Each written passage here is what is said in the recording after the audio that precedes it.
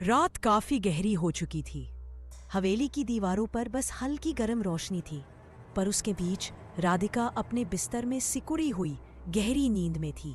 चेहरे पर एक मासूम सी शांति, मानो दुनिया की कोई भी तकलीफ उस तक पहुंच ही नहीं सकती।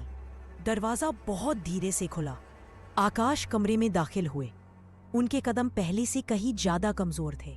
सांसें हल्की सी कांप रही थी। आंखों के नीचे काले धब्बे और चेहरों पर वही अधूरा सा भय जो हर बीमार इंसान को भीतर से तोड़ देता है। लेकिन उनकी नजर बस राधिका पर टिक गई। उसे शांत बेफिक्र सोते देख उनकी आंखें भर आईं। वो धीरे से फुसफुसाए, मेघा, देख रही हो ना, मैं शायद ज्यादा वक्त उसके साथ नहीं रह पाऊंगा। उनके होंठ कांपे, आवाज टूटने लगी। लेकिन अगर मैं चला गया तो ये बच्ची बिल्कुल अकेली हो जाएगी। कुछ सेकंड तक वो उसे देखते रहे, जैसे हर पल को अपनी यादों में कैद करना चाहते हो। उनके दिल में वही पुराना जख्म फिर जाग उठा। पहले मेघा को खोया था, अब अपनी आखिरी सांसें भी उनके हाथ से फिसल रही थी। और राधिका, उसे कुछ पता भी नहीं था कि उसके पिता धीरे धीरे उससे दूर होते जा रहे हैं। आकाश ने कांपते हाथों से राधिका के सिर पर हल्का सा हाथ फेरा, आंखों में दुआ, दर्द और एक न मिटने वाली बेचैनी। काश भगवान मुझे थोड़ा और वक्त दे देता।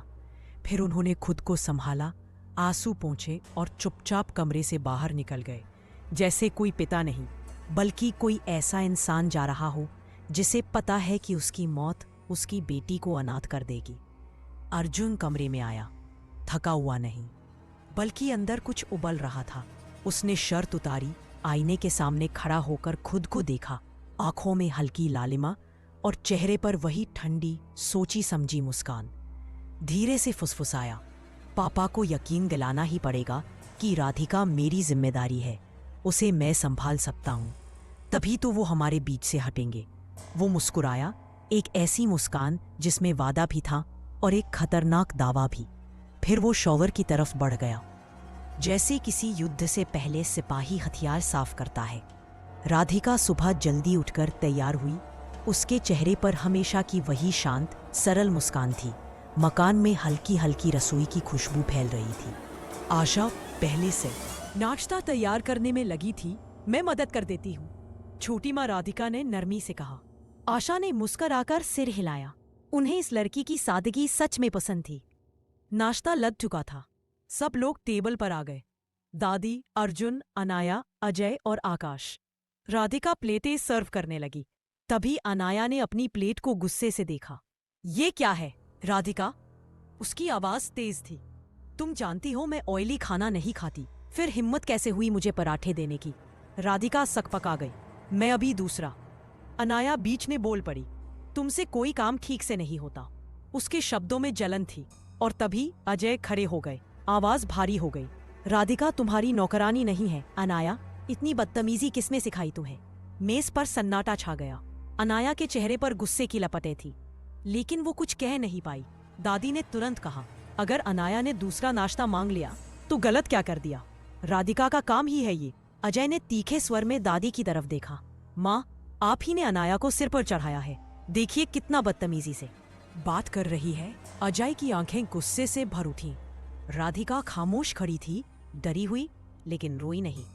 नाश्ते की मेज पर गहरा सन्नाटा पसरा हुआ था। अनाया की बदतमीजी ने हवा में हल्का जहर घोल दिया था। एक लंबी सांस खींची और फिर जोर से बोले, अनाया, आज के बाद अपने सारे काम तुम खुद करोगी। राधिका से कुछ भी करवाने की कोशिश मत करना, और अभी जाकर अपना नाश्ता भी खुद बनाओ। शब्द नहीं। आसमान से गिरी बिजली थी। अनाया की आंखें फैल गई। पर पापा, मैं कैसे? लेकिन उसे पूरा करने का मौका भी नहीं मिला। दादी गुस्से से फुंकार उठी, नहीं, अनाया कुछ नहीं करेगी। घर में जिसमें काम करने की समझ है वही करेगा। उनकी घूरती हुई आंखें सीधे राधिका पर जमी, जैसे सारा दोष उसी लड़की पर हो। राधिका बस खड़ी रही, डरी नहीं, लेकिन दर्द उसके चेहरे पर साफ लिखा था। तभी अर्जुन ने अपनी कुर्सी से उठते हुए कहा, दादी, राधिका की इसमें कोई गलती नहीं है, उसे ऐसे घूरिए मत।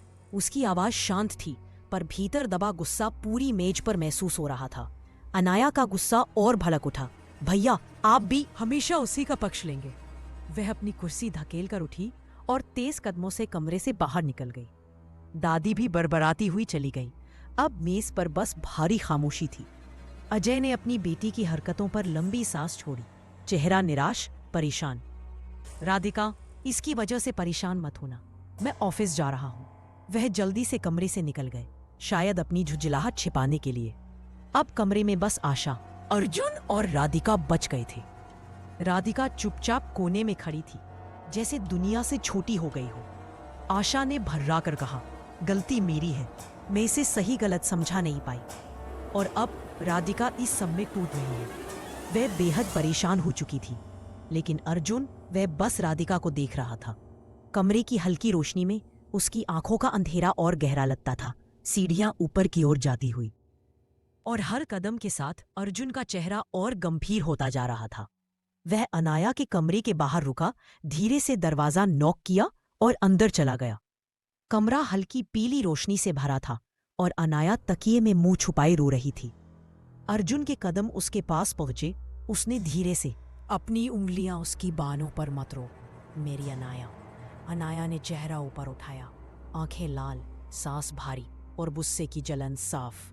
भैया, आप भी उस राधिका का साथ दे रहे हैं? अर्जुन कुछ बोल पाता उससे पहले ही अनाया की आवाज तीखी हो गई। क्या आपको याद नहीं, उसकी वजह से ही आपको बोर्डिंग स्कूल भेजा गया था?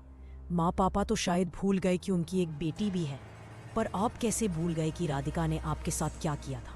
कमरे की हवा में अतीत का जहर घुलने लगा।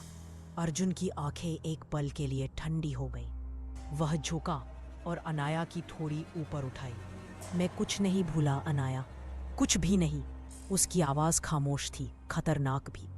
लेकिन तुम पापा के सामने इस तरह उससे बात मत करना, उसकी कोई गलती नहीं थी। अनाया की मुट्ठी अब भींच गई। अर्जुन ने आगे कहा, अगर तुम ऐसा करोगी तो माँ पापा तुमसे नाराज होंगे और मैं नहीं चाहता कि इस घर का माहौल और बिगड़े। यह सुनते ही अनाया टूट गई। वह अर्जुन के गले लग गई। अर्जुन ने उसे थाम लिया, लेकिन उसकी आंखें दूर कहीं किसी अंधेरे को देख रही थीं और उसके मन की आवाज धीमे पर तेज चाकू की तरह कह रही थी, मैंने कुछ नहीं भूला अनाया, और ना ही राधिका को भूलने दूंगा। उधर अनाया के मन में भी एक ठंडा इरादा जाग चुका था। एक दिन मैं इस राधिका को सबक जरूर सिखाऊंगी। उसने हल्की आवाज में पूछा, भैया, क्या आपको राधिका पसंद है? कमरा कुछ सेकंड पूरी तरह खामोश। अर्जुन ने न उसे डांटा, न हाँ कहा, न इनकार। वह बस चुपचाप पीछे हट गया। दरवाजा खोलते हुए उसने इतनी ही बात कही, अपना ध्यान रखना, और दरवाजा धीरे से बंद हो गया। लेकिन बाहर जाते हुए उसके चेहरे पर वही खामोश, काला, खतरनाक इरादा था। ये खेल अभी शुरू हुआ है और राधिका, उससे मैं खुद खेलूंगा। रसोई में बर्तनों की हल्की खनक गूंज रही थी।